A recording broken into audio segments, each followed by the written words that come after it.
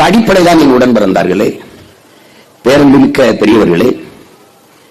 எந்த தேசத்தில் மருத்துவன் போற்றப்படுகிறானோ அந்த தேசம் நோயுற்ற சமூகம் என்று பொருள். மருத்துவருக்கு எந்த நாட்டில் மதிப்பதிகமோ அது நோயுற்ற நாடு. எங்கே வழக்கறிஞர், நீதிபதிகள், காவல்துறை அதிகாரிகளுக்கு பெரிய மதிப்பும் மரியாதையும் இருக்கிறதோ, நீதிபதிகள் தெய்வம் போல போற்றப்படுகிறாரோ அது குற்ற சமூகம், குற்றம் மிகுந்த நாடு.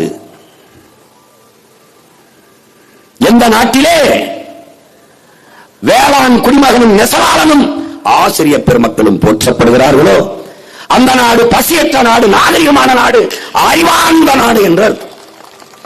வேளாண் குடிமகன் வீதியில் நிற்கிறான், நெசவாளன் வீதியில நிற்கிறான், ஆசிரியர் பெருமக்கள் வீதியில நின்னா அந்த நாடு எங்க போகுதுன்னு.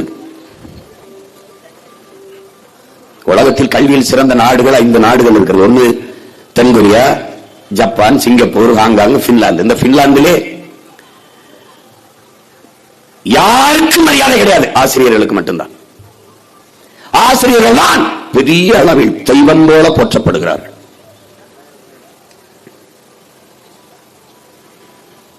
அதற்கு காரணம் நான் ஐஏஎஸ், நான் ஐபிஎஸ், நான் மருத்துவர்.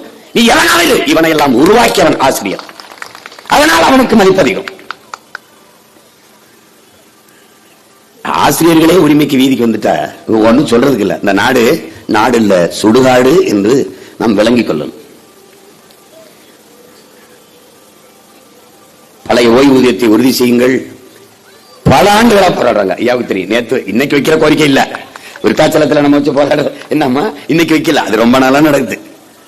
ஆனா இவங்க ஆட்சியில் இருக்கும்போது நாங்கள் வந்தால் நிறைவேற்றும் என்று வாக்குறுதி தருவதும், இவர்கள் ஆட்சியில் இருந்தால் நாங்கள் வந்து நிறைவேற்றும் என்று வாக்குறுதி தருவதும், ஆட்சிக்கு வந்து நம்மளை வீதியில தூக்கி போடுவதும் வழக்கமாக இருக்கு.